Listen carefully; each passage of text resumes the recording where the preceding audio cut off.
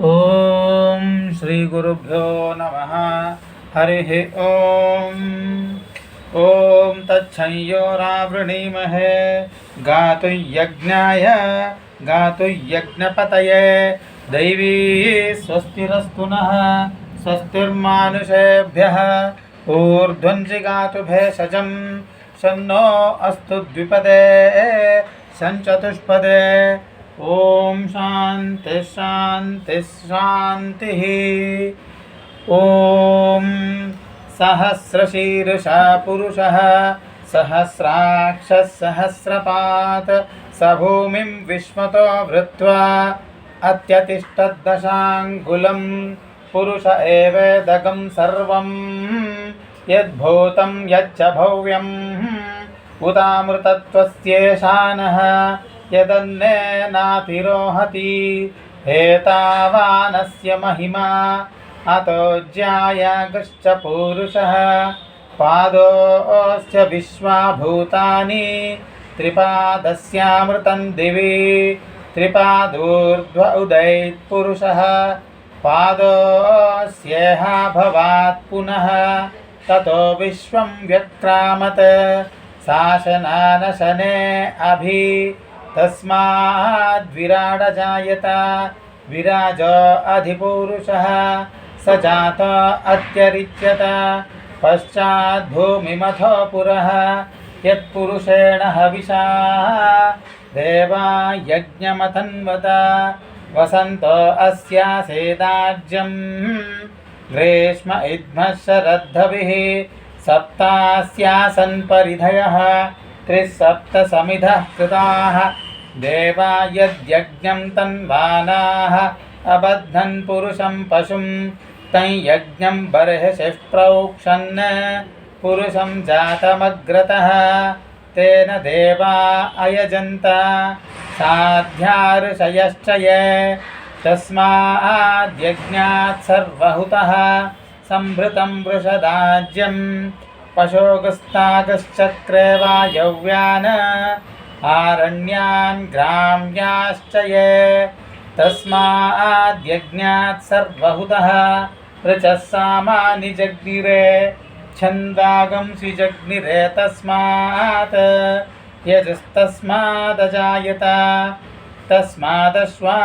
అజాయంత ఏ కేచోభయాదతః గావో హజగ్నిరే తస్మాత్ తస్మాజ్జాతా అజావయః యత్పురుషం యదధుః కథిదావ్యకల్పయన్ ముఖం కిమస్య కౌ బాహో కావోరోపాదావుచ్యేతే బ్రాహ్మణోస్య ముఖమాసీత్ బాహురాజన్యః కృతః పూరో తదస్య యద్వైశ్యః పద్భ్యాగం శూద్రో అజాయత చంద్రమా మనసో జాతః చక్షో సూర్యో అజాయత ముఖాదింద్రశ్చాగ్నిశ్చ ప్రాణాద్వాయురజాయత నాభ్యా ఆసేదంతరిక్షం శీర్ష్ణోద్యౌ సమవర్తత పద్భ్యాం భూమిర్దిశశ్రోత్రాత్ తథా లోకాగం అకల్పయన్ వేదాహమేతం పురుషం మహాంతం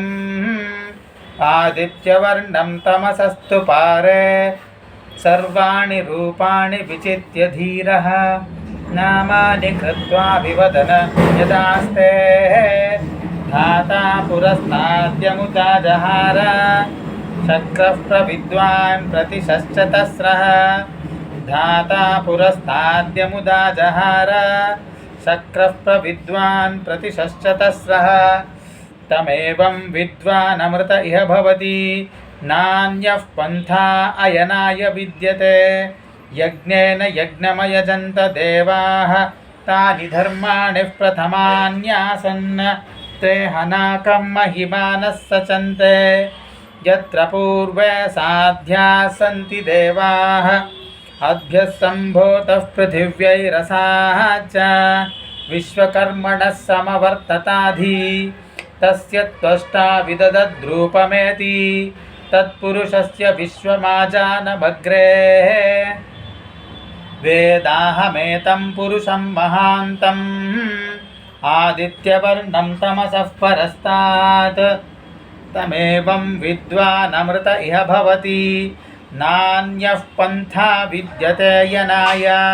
प्रजापतिश्चरति गर्भे अन्तः अजायमानो बहुधा विजायते तस्य धीराः परिजानन्ति योनिं मरीचीनां पदमिच्छन्ति वेधसः यो देवेभ्य आतपति यो देवानां पुरोहितः पूर्वो यो देवेभ्यो जातः नमो रुचाय ब्राह्मये रुचं ब्राह्मं च जनयन्तः देवा अग्रे तदब्रुवन् यस्त्वैवं ब्राह्मणो विद्यात् तस्य देवा असन्वशेः